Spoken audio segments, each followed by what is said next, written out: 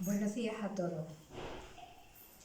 Antes de empezar a ver la charla de hoy, la del mes de abril, voy a seguir el caso a una amiga que me ha hecho una indicación muy oportuna, y es que ofrezca un esquema de lo visto hasta ahora y lo que vamos a ver hasta final de curso.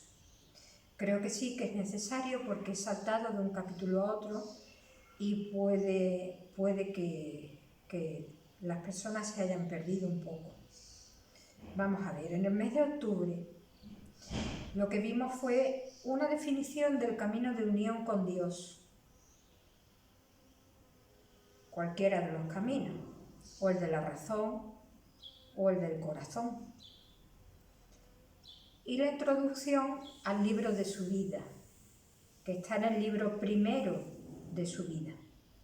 Especialmente o exclusivamente vimos el capítulo 13, que a mi juicio resumía todo lo dicho en el libro.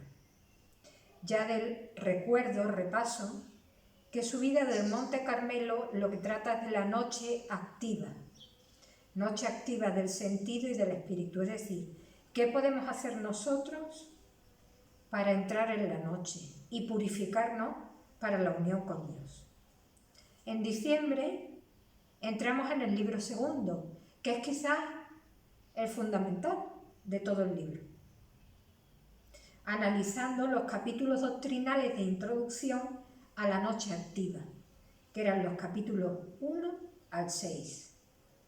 En marzo vimos el centro de la obra entera, y aquí parece que dimos un salto.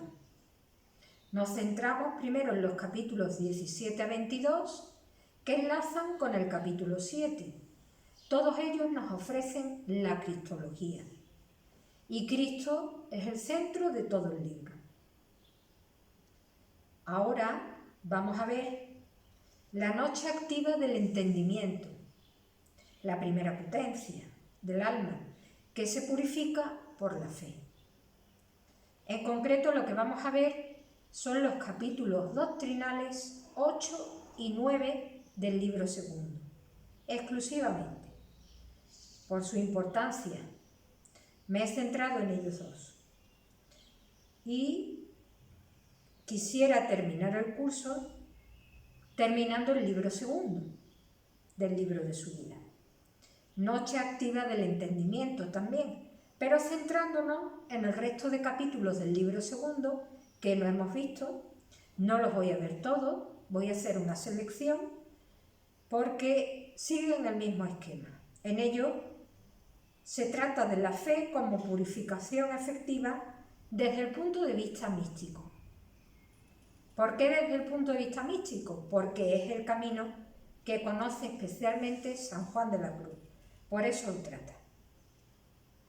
Eso es lo que vamos a ver. ¿Veremos el libro tercero? Dios dirá. Más adelante, si Dios quiere. Pero me doy por contenta si hemos visto todo el libro segundo.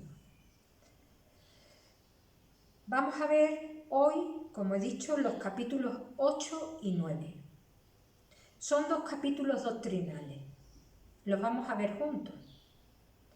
Aparentemente el primero es el más importante de los dos, pero en el capítulo 9 San Juan de la Cruz dice algo de capital importancia para comprender lo que podemos llamar su escotismo, es decir, que sigue en su doctrina sobre la purificación del entendimiento ad uns scotum. Esto lo vamos a ver hoy, lo voy a explicar. La pregunta que se hace San Juan de la Cruz en el capítulo 8 y en el capítulo 9 es: ¿le es posible a la criatura unirse a Dios por medio de su entendimiento, de la razón? Esa es la pregunta que se hace. San Juan de la Cruz afirma que tiene que trascender la razón. Os voy a leer parte del capítulo 8 para que lo veáis. Él dice: en lo cual habemos de advertir que entre todas las criaturas superiores e inferiores ninguna hay que próximamente junte con Dios ni tenga semejanza con su ser. Porque, aunque es verdad que todas ellas tienen, como dicen los teólogos, cierta relación a Dios y rastro de Dios, unas más y otras menos, según su más principal o menos principal ser, de Dios a ellas ningún respecto hay ni semejanza esencial. Antes, la distancia que hay entre su ser divino y el de ellas es infinita. Y por eso es imposible que el entendimiento pueda dar en Dios por medio de las criaturas, ahora sean celestiales, ahora terrenas, por cuanto no hay proporción de semejanza. Mirad, San Juan Pablo II centró su tesis doctoral precisamente en analizar la virtud teologal de la fe en San Juan de la Cruz y convirtió este capítulo 8 en la clave para comprender su visión, la visión que San Juan de la Cruz tenía de la fe. San Juan Pablo II lo resumió en 2 silogismos. Os voy a leer los silogismos que construyó para resumir el contenido del capítulo 8. Punto A, mayúscula. Ninguna criatura, vista en su constitutiva naturaleza, posee semejanza esencial a Dios. A minúscula. Mas tal semejanza es necesaria para ejercer la función de medio proporcionado de unión con Dios. Conclusión.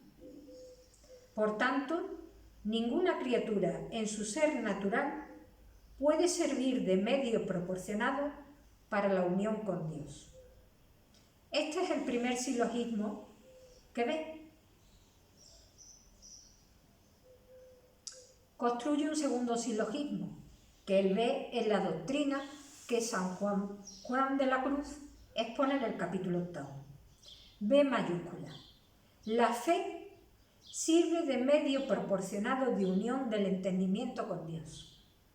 Menos mal, tenemos algo. B minúscula. El medio proporcionado de unión debe poseer una semejanza esencial con él. Conclusión. Por tanto, la fe posee tal semejanza con Dios. Es un medio poseedor de la proporción de semejanza. San Juan Pablo II era un filósofo, no un místico, y lo que hace es filosofar. Esto es verdad. Por eso construye esos silogismos sobre la doctrina de San Juan de la Cruz, que lo resume muy bien, pero no se queda ahí. Si se hubiera quedado ahí, no hubiera terminado de comprender qué es lo que San Juan de la Cruz nos quiere decir. Y él sí entendió, yo he visto críticas que dicen que no, que filosofa, y subraya eso, no estoy de acuerdo, sí entendió lo fundamental de la doctrina de San Juan de la Cruz.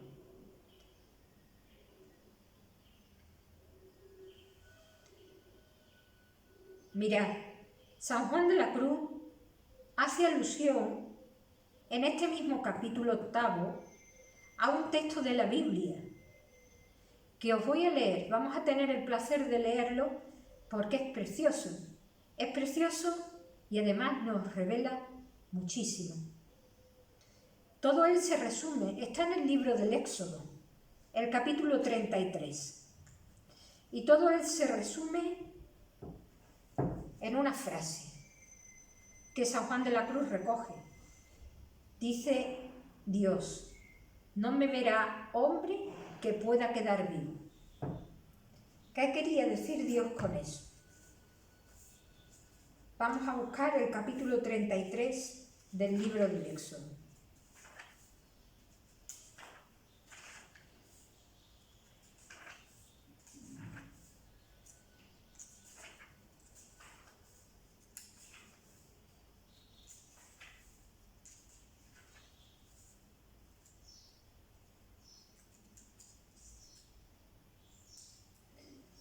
Dice en su versículo 18, Moisés exclamó, le dice a Dios, muéstrame tu gloria.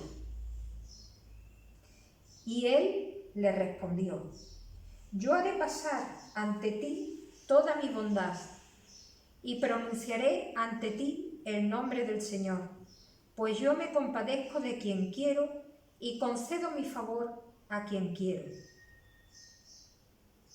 Esto grabároslo, ¿eh? Concedo mi favor a quien quiero. Y añadió, pero mi rostro no lo puedes ver, porque no puede verlo nadie y quedar con vida. Este es el versículo 20. Es decir, es por el bien de Moisés que Dios no le muestra su rostro, como él le pide, osadamente. Luego dijo el Señor, aquí hay un sitio junto a mí, ponte sobre la roca. Cuando pase mi gloria, te meteré en una hendidura de la roca y te cubriré con mi mano hasta que haya pasado. Después, cuando retire la mano, podrás ver mi espalda, pero mi rostro no lo verás. Bendito Moisés que obedeció.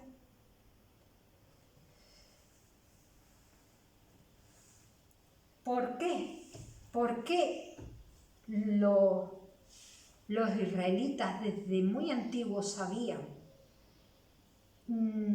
intuían que no podían ver el rostro de Dios y quedar vivos? Si leemos este capítulo del Éxodo, en el que Moisés pide a Dios ver su rostro, podemos encontrar respuesta a por qué Dios no suele comunicarse sobrenaturalmente a la criatura en vida mortal. Sufriría la criatura una humillación tal que quedaría hundida, aplastada, muerta.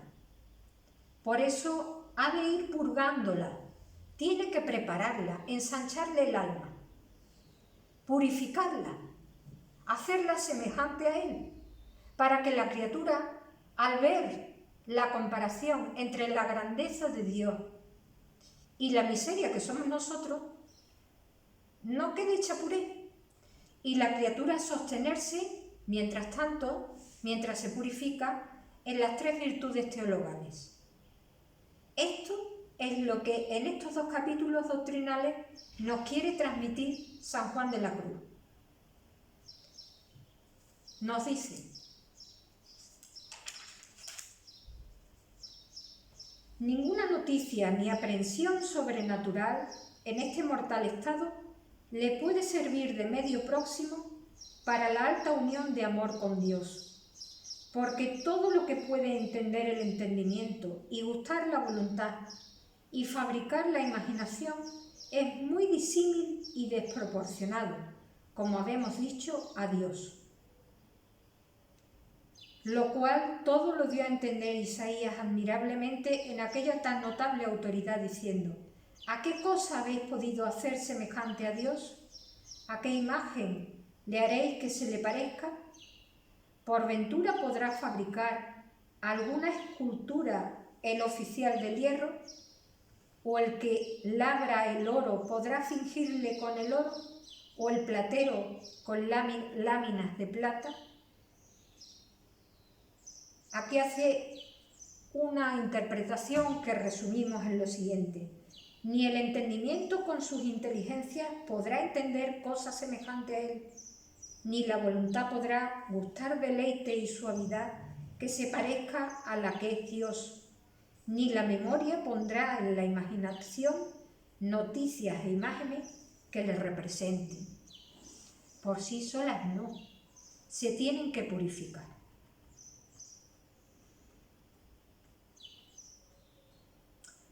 En el capítulo 9 nos dice San Juan de la Cruz algo muy importante.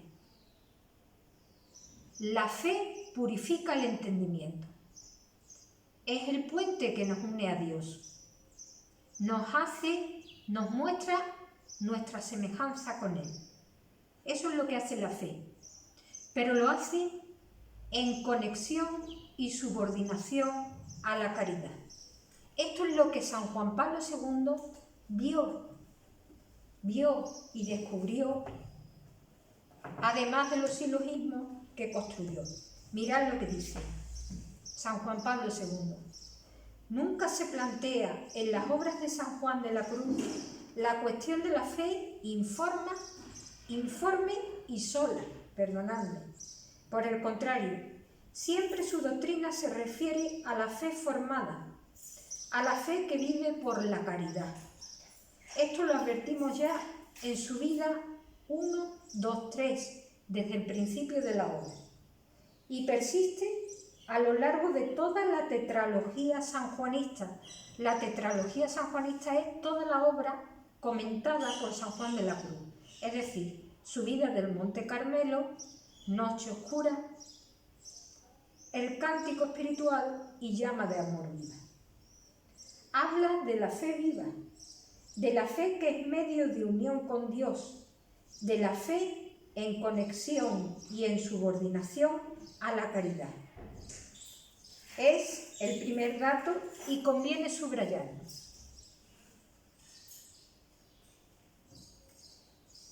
En el capítulo 9 lo dice San Juan de la Cruz.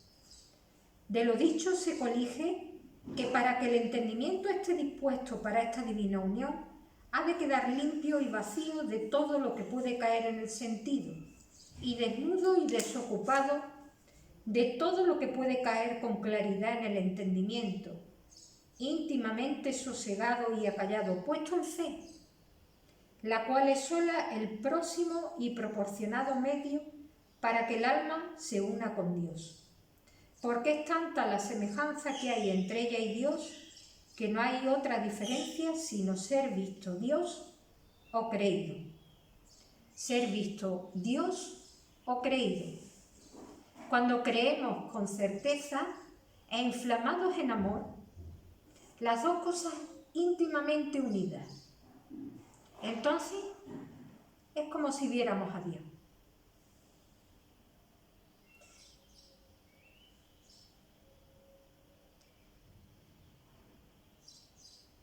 ¿Están realmente, esto es lo que está detrás de estas afirmaciones de San Juan de la Cruz, están realmente separadas fe y razón? ¿Hemos de defender a ultranza, y volvemos a la palabra utilizada, el escotismo de San Juan de la Cruz? Vamos a ver qué es lo que nos decía Duns Scotus. Para eso he seguido la obra de Gisberger, Historia de la Filosofía, primer tomo, en una edición, la que yo manejo, del año 1977.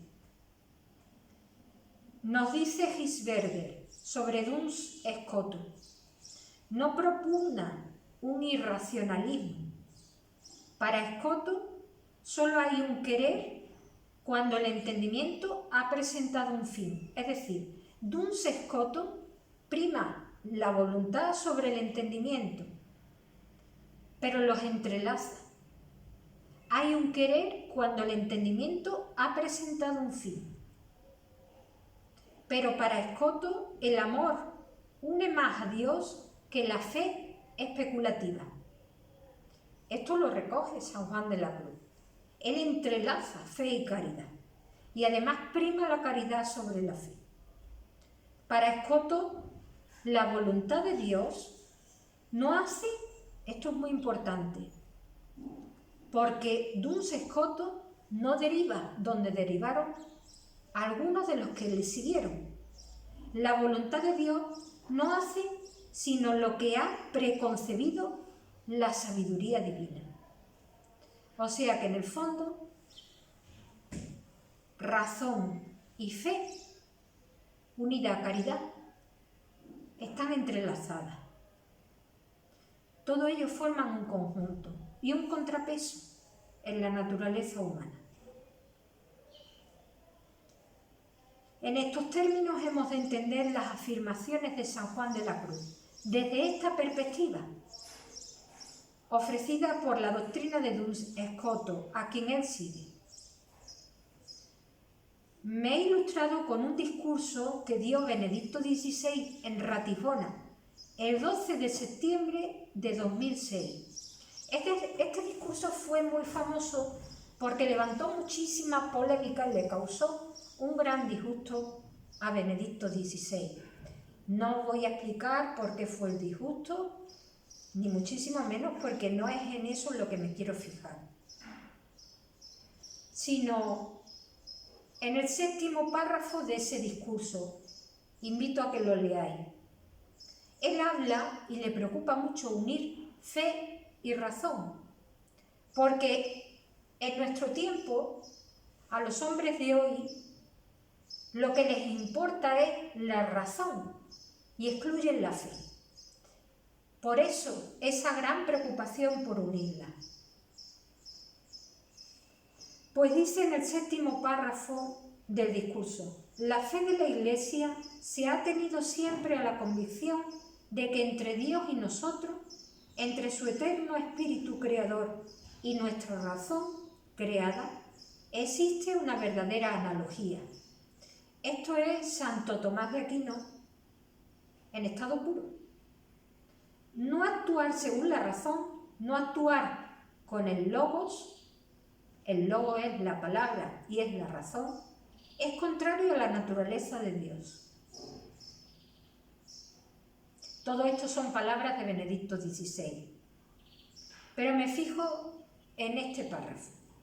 Dios no se hace más divino por el hecho de que lo alejemos de nosotros con un voluntarismo puro e impenetrable. Esto no lo hacía Duns Scotus, ni tampoco San Juan de la Cruz. Voluntarismo puro e impenetrable, que es lo que Benedicto XVI critica en este discurso.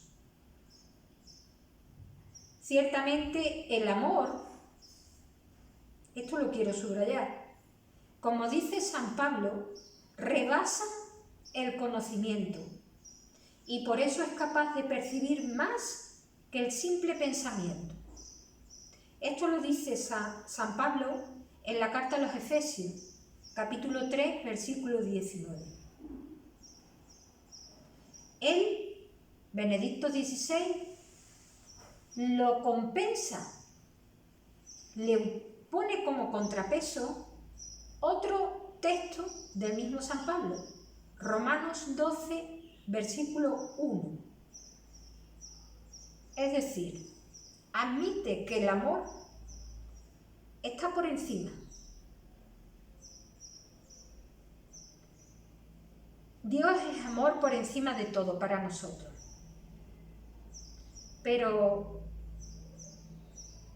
el hombre fundamentalmente es un ser racional y Dios ha querido que sea así. Y por la razón podemos llegar a Dios. Pero fijaos cómo podemos llegar a Dios por la razón y dónde está la clave. El escotismo de San Juan de la Cruz. No encuentro contradicción con lo expresado por Benedicto XVI. San Juan de la Cruz habla del matrimonio espiritual como divinización por participación. Lo dice en toda su obra, tiene mucho cuidado en decir esto.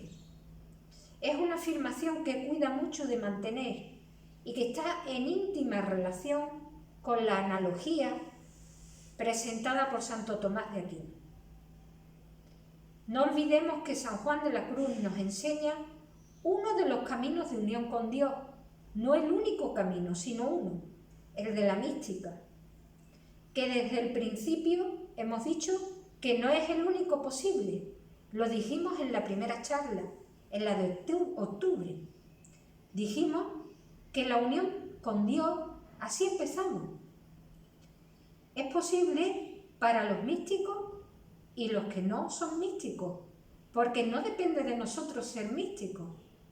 Es Dios quien lo concede a algunas personas cuando quiere, porque quiere y lo considera oportuno. En su infinita sabiduría, Él sabrá por qué. Ya podemos intentarlo nosotros, porque hay gustos espirituales en la mística. Y eso es lo que el hombre busca muchas veces en la mística.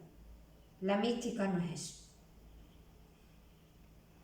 Dios usa uno u otro camino, la razón o la mística, adaptándose a la criatura. Es decir, Él sigue el camino que para la criatura es más, en el que la criatura es más hábil. Ninguno de los dos es mejor que otro. Para uno será mejor uno, para otro será mejor el otro. Si es verdad, en palabras de San Pablo, que el amor de Cristo trasciende todo conocimiento. Esto lo experimenta un místico con mucha más claridad.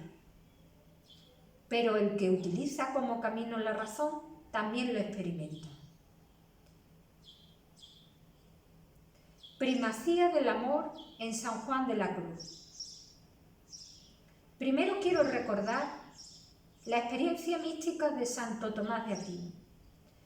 Lo he dicho antes, Santo Tomás de Aquino fue un hombre que buscó a Dios a través del entendimiento, porque era el camino en el que era él más hábil. Utilizó la razón. Pero Santo Tomás de Aquino lo que encontró utilizando la razón para buscar a Dios, más que entenderle, fue quererle. Él quiso. Esto lo he subrayado. Recordad el himno eucarístico Adoro-te devote. Él nos demuestra que Santo Tomás de Aquino, por encima de todo, se enamoró de Dios a través del uso de la razón. Tratando de entenderle, se enamoró de Dios. Y Dios, al final de su vida, le regaló una experiencia mística profundísima. La he mencionado. El 6 de diciembre del año anterior a su muerte, 1273. Santo Tomás de Aquino, si no me equivoco, muere el 7 de marzo de 1274. Y recordad que os he dicho que cuando tuvo la experiencia mística dejó de escribir, porque lo que había experimentado le hizo ver que todo su trabajo era nada comparado con lo que realmente era Dios. Otra cosa que quiero mostraros es una relectura del poema Noche Oscura. Vamos a deleitarnos otra vez con él.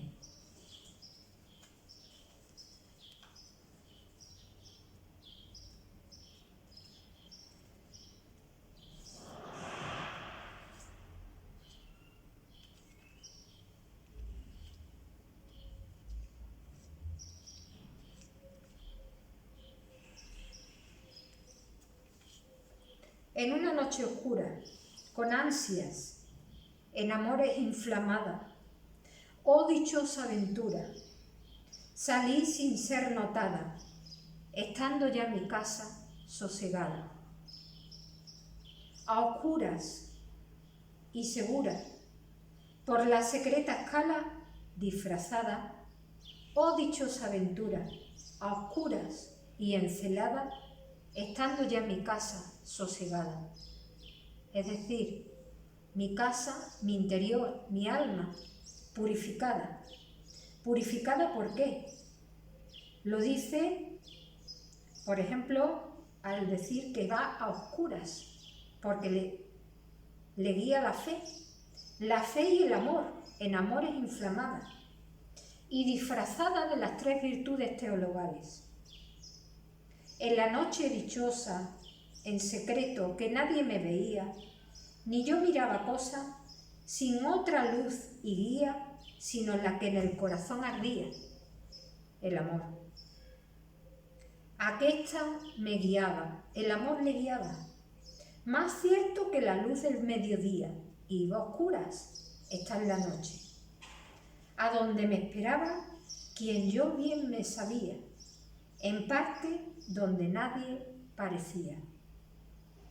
Y aquí el encuentro.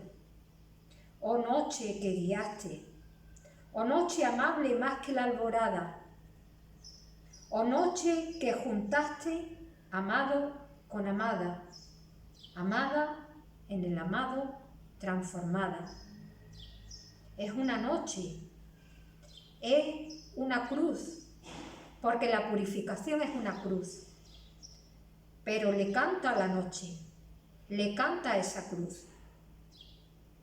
O noche, ¿por qué le canta? Porque juntó al amado con la amada, hizo posible el encuentro, hizo posible aquello que Dios veía que Moisés no estaba preparado para recibir, el ver su gloria. En mi pecho florido, aquí ya se deleita en el encuentro, que entero para él solo se guardaba, allí quedó dormido, y yo le regalaba, y el ventalle de cedros de aire daba. El aire de la almena, cuando yo sus cabellos esparcía, con su mano serena en mi cuello hería, y todos mis sentidos suspendía. Quedéme y olvidéme, el rostro recliné sobre el amado, cesó todo y dejéme, dejando mi cuidado entre las azucenas olvidado. El amor de Dios, cuando es conocido, sentido por una criatura, la transforma enamorándola. En ese encuentro redentor se produce la encarnación de Cristo en el alma, de modo que se puede decir con San Pablo: no vivo yo, es Cristo quien vive en mí. La criatura, por efecto de ese amor redentor, queda trascendida de sí misma. En palabras de San Juan de la Cruz, que el alma, esto es el cántico espiritual, que el alma aspire en Dios como Dios aspira en ella, por modo participado. Esto está en la canción 39 del cántico espiritual. Esta es nuestra vocación. La mística es uno de los caminos, pero la meta es siempre la misma. La meta no es entender a Dios. Por eso el entendimiento, solo el entendimiento, y esto es lo que le preocupaba a San Juan de la Cruz y le preocupa a Benedicto XVI, solo el entendimiento no nos lleva a Dios, solo Él no. No es que tengamos que entender a Dios, no le vamos a poder entender porque somos limitados, sino lo que tenemos es que unirnos a Él por amor. Y es posible unirse a Él por amor a través del corazón o a través del entendimiento, siempre que nos enamoremos. Con eso termino la charla de hoy. Nos queda la última charla, dedicada a los capítulos que restan del libro segundo. Son capítulos, quiero tocar especialmente capítulos 12 a 14. Me parecen muy importantes. Y luego daré un salto, porque de los capítulos 17 a 22 ya los hemos visto. Daré un salto y me iré al capítulo 23 hasta el 32, haciendo una selección, porque a vista de pájaro, yo lo leí en su momento, los tengo que leer ahora detenidamente para preparar la charla. A vista de pájaro veo que el esquema es el mismo y que a lo largo de todos los capítulos nos va relatando lo mismo.